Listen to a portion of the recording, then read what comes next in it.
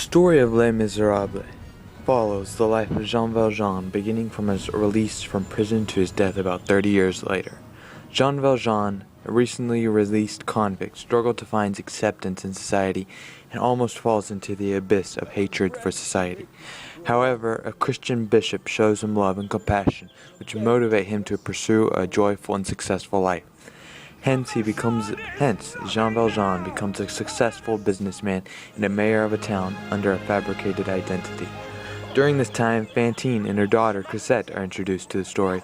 Fantine is a single mother who is forced to sell her body to support her daughter Cosette, whom is presently being raised in another town by the cheating Thénardiers.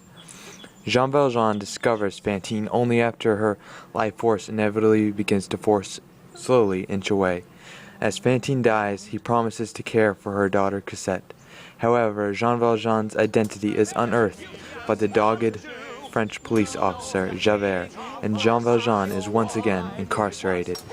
Later, Jean Valjean fakes his identity again and escapes from prison to fulfill his promise of caring for Cosette. He buys her from the greedy Thénardiers and attempts to settle down in a rundown part of Paris. But Javert once again discovers Jean Valjean's whereabouts and forces him to flee to a convent where they live in safety for the next 9 years. While Jean Valjean and Cosette live in the convent, Marius is introduced into the story. Marius is a young student lawyer and a member of a radical group of students called the ABC, and later falls in love with Cosette at first sight, after Jean Valjean decides to move out of the convent. Unfortunately, Jean Valjean practices of charity, made possible by the substantial amount of money he acquired through his first fabricated identity, Monsieur le Maire, bring him into contact with the now destitute Thénardiers. Jean Valjean is oblivious to their identities, while the Thénardiers remember his mysterious amount of wealth and decide to rob him. Ironically, Marius lives next door and calls the police, which arrests the Thénardier. But the presence of Javert forces Jean Valjean to flee the scene. Fleeing the victim arouses Javert's curiosity and suspicion. Hence, Jean Valjean, uneager to take a risk, relocates and disappears once more into the shadows. Marius is devastated by Cosette's sudden disappearance. Blinded by his anguish, he joins the insurrectionists, which consist of many of the ABC members, at the barricades in France. In the proximity of these events, Gavroche, Éponine, who are brother and sister, are formally introduced into the story, and both later die at the barricades. Luckily, Jean Valjean receives notice of Marius' actions and realizing the mutuality of the love between Cosette and Marius, sets out to save him. Marius is saved along with Javert, who was captured by the insurrectionists. As a result, the bewildered and destitute Javert commits suicide, and the severely injured Marius is hauled through the French sewers by Jean Valjean to safety. After Marius' recovery, he is reunited with Cosette, and they are married. Lovingly, Jean Valjean tells Marius that he is a convict and not deserving to share in the newlyweds' happiness. Marius solemnly agrees to his plea and disassociates him and his wife with Jean Valjean. However, the Thénardiers, in hope of revenge, declare that Jean Valjean is a murderer, which ironically reveals that he had saved Marius' life. In conclusion, the newlyweds reunite with Jean Valjean just in time to experience him dying in their arms.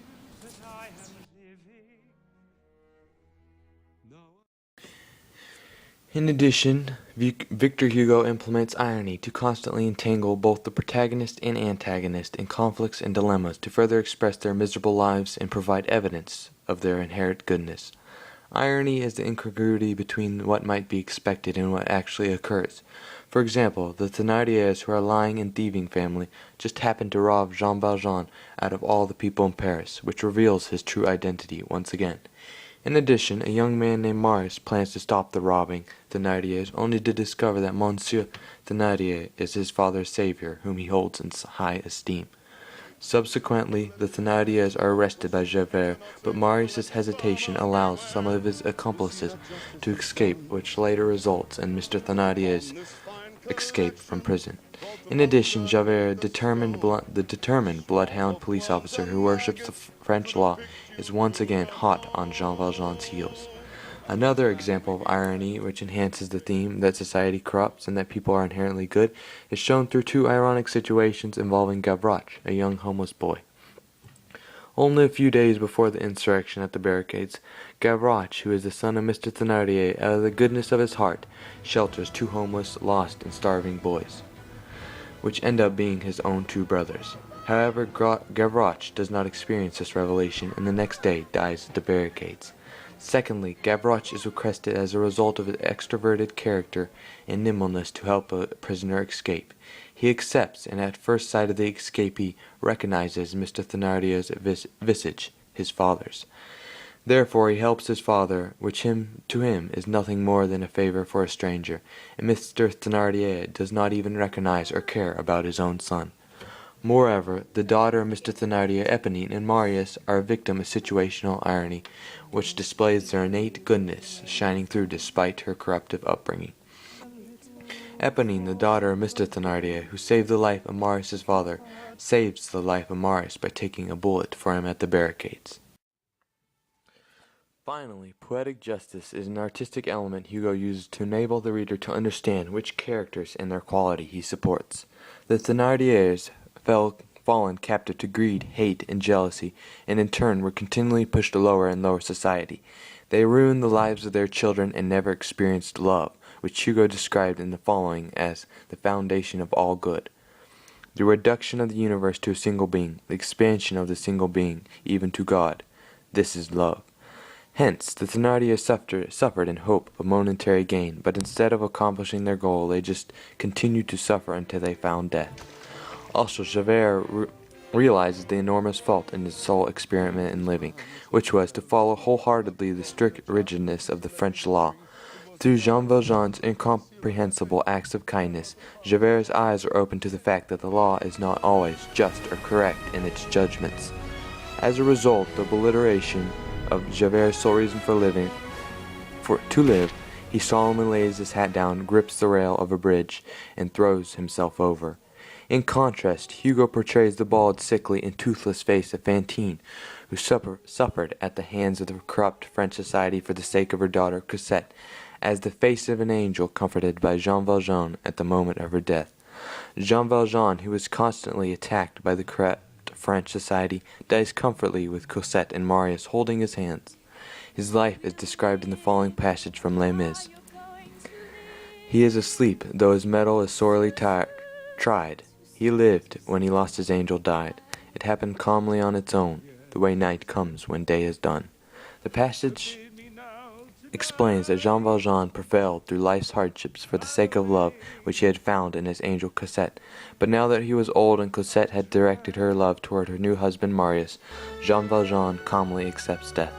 Through Javert and the Thénardiers, Victor Hugo shows us that goodness cannot be found outside the body, but comes from the inside by giving them both miserable deaths. Javert searched for salvation in the French law, and the Thénardiers sought momentary gain. They sought for an outward salvation in society, while Hugo recommended they follow their innate desire to love one another.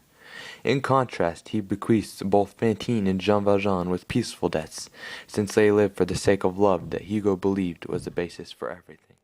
In conclusion, the two themes, that society corrupts and the importance of love and compassion, are displayed throughout the novel through the lives of Les Miserables, the Miserables, with the enhancement of hyperbole, irony, and poetic justice, which enhances their overall effect like thunder adds to lightning. Throughout the pages of Les Miserables, we are placed in the center of Hugo's storm. As one looks at the world through the eyes of Hugo and at his paintings of words, which display his themes, he may not in the end be totally convinced towards the theme, but nonetheless Hugo storm incessantly succeeds to sway his thoughts and emotions toward his theme with the brilliant masterpiece of Les Miserables.